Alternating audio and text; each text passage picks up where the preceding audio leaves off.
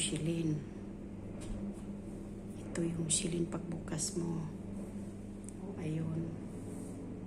Yung pag-anuhan ng singaw ng amoy. Kakapal ng alikabok. Ngayon pwede ka naman alamin, no? Ayun yung cabinet doon yun. Yung takip doon. Pagpasok no, ito lang yung kusina ni Amo.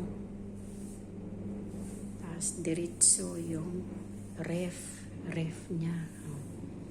Yung ref niya na 3 door. Tapos pagpasok mo, ito na yung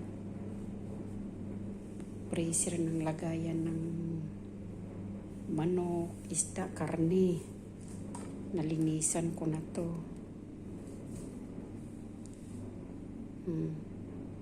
Ako ang naglinis niyan. Tapos pag ganyan mo, ito yung trolley na lagayan ng mga tinapay. Ayan, malinis na. Hindi na marumi. Sobra ka dumi to.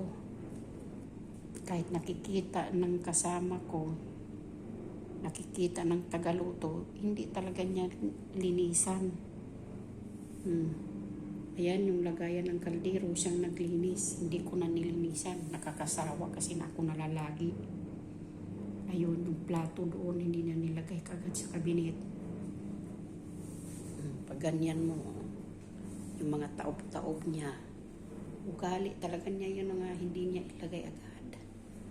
Ito yung lagayan ng mga siyay, asukal. Pag may nahuhulog dyan, hindi niya punasan. Kaya laging may langgam. Ayan, malinis na. Pero ito, hindi ko punasan yan. Trabaho na rin niya yan. Yan na lang ang naiwan. Naglinis ako dyan. Naglinis ako kagabi dito. Nagbilnas ako. Hinugasan ko yung kusina. Kinuskus ko yun.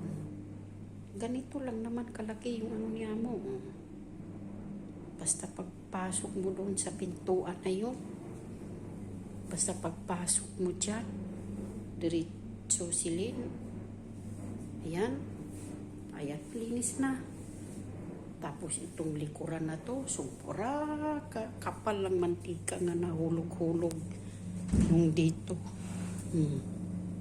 Ngayon, malinis na. Malinis na. Pati yung freezer ng mga nuggets. Freezer ng mga nuggets. Dati, hindi ko nalinisan yan. Grabe, nga napuno yan. Wala nang space. Pero ngayon, malinis na. Ayan, malinis na. Pagdating ni Amo, malinis na. Hindi na siya marumi. Gaya ng karne, manok. Ngayon, malinis na siya. Pagdating ni Amo, hindi naman nagsasabi si Amo na, uy, malinis na yung kusina. Pero, chine-check ni Amo to sa kusina. Hindi na lang yung nagsasabi, basta nag-check na lang. Tinitingnan niya yung kusina. O, ito yung lagayan ng mga pagkain. Pag ganyan mo papasok. Yan. Yan yung Indomie. Talaga mahilig yan kada lagay niya. Ganyan ang style niya. Yan, malinis na. Ayan, nilinisan ko na yan. Pati itong mga ito, kinuskus ko ng steel wool yan. Ilagyan ng Clorox yung mga plastic na yan. Pati mga buti-buti. Hinugasan ko isa-isa. Ang hirap nga. Ilang araw bago ko natapos to. Ayan, lagayan ng mga makarona, mga ginagawang ano ba to? Tawag. Makarona. Naka-arrange na. Mga jelly. Mga mantika. Yan, inisa-isa ko yan na hinugasan, pinunasan. Mga dilata, naka-arrange-arrange na. dilata, mga mais, mga ganyan. Lagay ng basura. Lagayan ng bawang, malinis na, pati, ayan, pinunasan. Ito, kagabi, kinuskus ko talaga yung tiles. Pati dingding, pinunasan ko. Pati dingding, malinis na. Pagdating ni Amo, makita yung kusina niya, malinis na. Yung mga dingding, bintana, yung kabinet. Pwede ka naman nalamin sa kabinet ngayon. Kasi malinis na siya. Itong ref, bumalik na naman sa mga mga lagay-lagay niya. Ito lang naman kalaki, oh. Tapos labas ka dyan. Yan lang ang kusina niya, oh. Yan lang, oh. Maliit naman kung talaga araw-araw mo na linisan to. Paunti-unti, hindi naman biglain.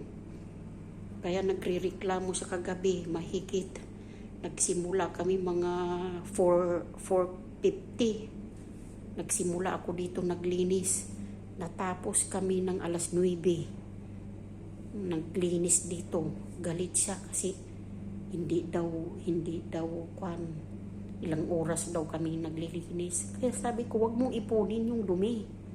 Wag mong hintayin na sobrang kadumi yung kusina bago mo ipalinis sa akin.